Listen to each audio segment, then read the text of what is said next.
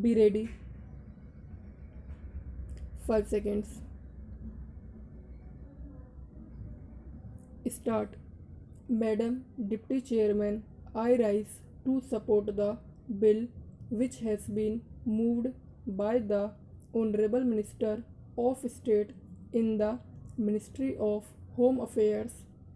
This bill incorporates certain sentiments which the country holds so dear as far as the office of President is concerned, and also incorporates the faith of the people in themselves that when they will elect a president, the person who would be occupying the high post would be a person who would have not only the love and affection of the people but would be, as the Honorable Minister pointed out, a dedicated politician whose whole life is dedicated to the service of the nation before he became the president. During his occupation of the office of president, and even after he retired from that office, it is this confidence of the people in themselves and the high love and affection which they hold for this office which have resulted in this particular bill being considered by the House at the present moment. The Honorable Minister has pointed out that the President, who has just retired, has fulfilled all the requirements which are the basis of this particular measure, and the measure which was passed in 2001. I wish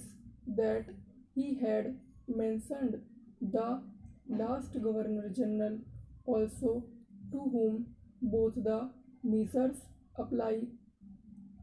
Whether we may agree or may not agree with the last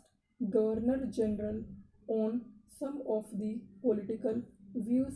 that he holds, there can be no two opinions that the last Governor General was also an illustrious son and is an illustrious son of this country and deserves all the consideration,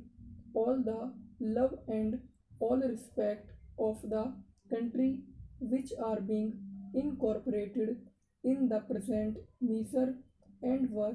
incorporated in the 2001 Act.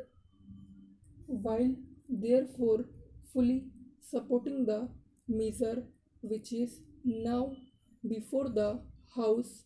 I would like certain clarifications regarding the rules that are going to be made for giving effect to the provisions which have been incorporated in the present bill. In the statement of objects and reasons, we are told that a person holding the high office of president has, even after retirement, many public calls on him, and it is therefore considered desirable to provide him with secretarial staff. It is further stated that the bill provides for a staff which may be engaged for the president. Staff might be appointed for him, and office space might be provided for him. It is because of this that certain misgivings have arisen in the minds of some of the members, and they want it to be made perfectly clear that the staff will be appointed not only for the ex president but will be appointed by the ex-president, and it will be his wishes and his desires that will be taken into account when a particular person is being appointed. Also, regarding the office which is engaged for him, his wishes should be taken into account so that he knows what would be a convenient place for him and he may try to get that place. Another reason for insisting on what I consider to be an important detail is that if the government appoints the staff for the ex president, then automatically they become government servants because they have been appointed by the government. It may be that in the rules a clarification might be attempted whereby they may be exempted from some of the service conduct rules which are applicable to normal government servants, but even there it will be much better that this should not be left in any doubt and that these persons that are appointed to assist the ex-president in his secretarial task are appointed by the ex-president himself.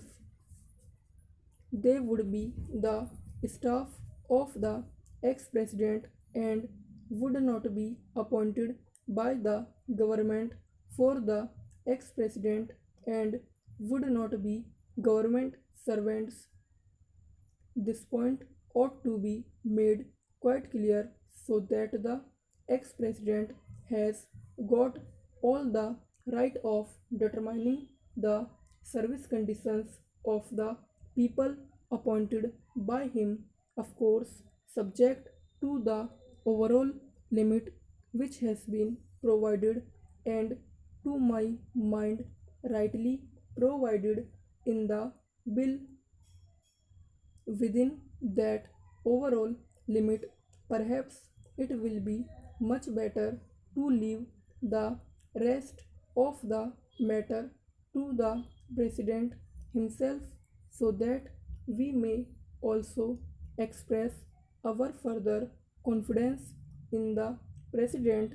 to the effect that he would utilize it with discretion and with all sense of responsibility and fair play and